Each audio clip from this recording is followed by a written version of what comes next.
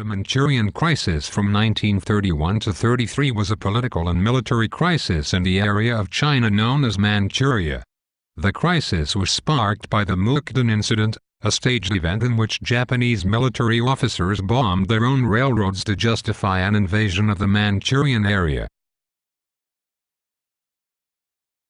Prior to this plot, the combination of the growth of the Japanese population and economy via the Industrial Revolution and the lack of natural resources led to reliance on imports and foreign expansionism to fuel and feed the country. The Great Depression in America ended American imports to Japan caused them to invade the resource-rich state of Manchuria, where they already had influence since the Russo-Japanese War. China's weak internal state also left them vulnerable to the Japanese invasion. The Japanese invasion of Manchuria, unlawful by the standards set by the League of Nations, left the Chinese population devastated. In the massacre known as the Rape of Nanking there were nearly 200,000 casualties, including those involving war crimes and mass rapes.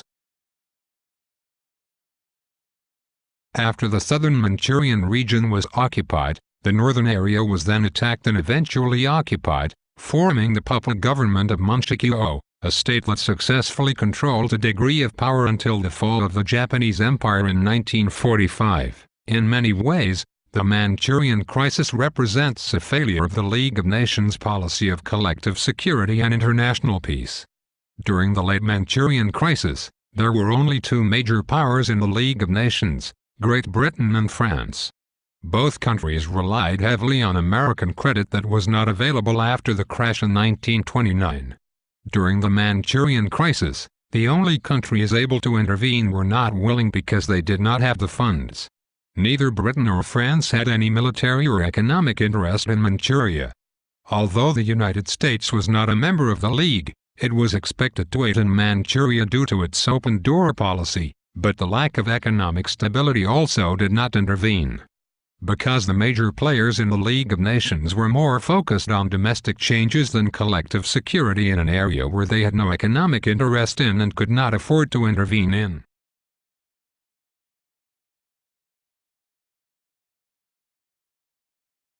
Like Manchuria, the Abyssinian crisis represented a failure of the League of Nations' ability to protect the collective security of its members.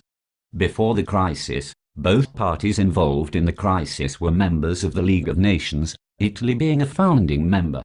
By becoming members of the League, they joined under the presupposition of Article X, forbidding aggression between members. Finally, in 1928 both members signed the Kellogg-Briand Pact outlawing war and the Italo-Ethiopian Treaty of Friendship. From the above, we can understand that the Italian invasion of Ethiopia, or Abyssinia, was unlawful by all League standards. After the Locarno treaties, Italy had become a more major power in Europe along with the rise of fascism and Hitler's revitalization of Germany. As the 30s began, Hitler had solidified his power and was beginning the process of his seizure of Europe. Mussolini felt overshadowed by Hitler's successes and sought to stir up national pride in his country by gathering territory in the nearby regions. The African territory in Ethiopia and the surrounding countries represented a reserve of resources, oil, and success for his fascist state. The crisis began with the Wall incident in northern Ethiopia when a force of nearly 1,000 Ethiopia soldiers confronted the Italian fort at Wall requesting that the Italian garrison leave. The ensuing confrontation involved soldiers from both parties, including British soldiers who eventually retreated to avoid an international conflict. The party who began the conflict, or fired first, has never been completely determined. In the months after the confrontation, both Ethiopian Emperor Haile Selassie and the Italian representatives at the League of Nations tried to gain strategic and economic compensation for the losses at the Wall incident. An arbitration committee was created to solve the conflict using League mediators. October 3, 1935, shortly after the League exonerated both parties in the Wall incident, Italian armed forces invaded Ethiopia without a declaration of war, leading Ethiopia to declare war on Italy. The League of Nations had already declared Italy the aggressor and had condemned Mussolini for his use of chemical weapons.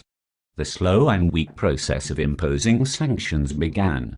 In December 1935, Hoare of Britain and Laval of France proposed the Hoare-Laval Plan, which would end the war but allow Italy to control large areas of Ethiopia. Mussolini agreed to the plan, but it caused an outcry in Britain and France. The plan was dropped, but the perception spread that British and French politicians were not serious about the League.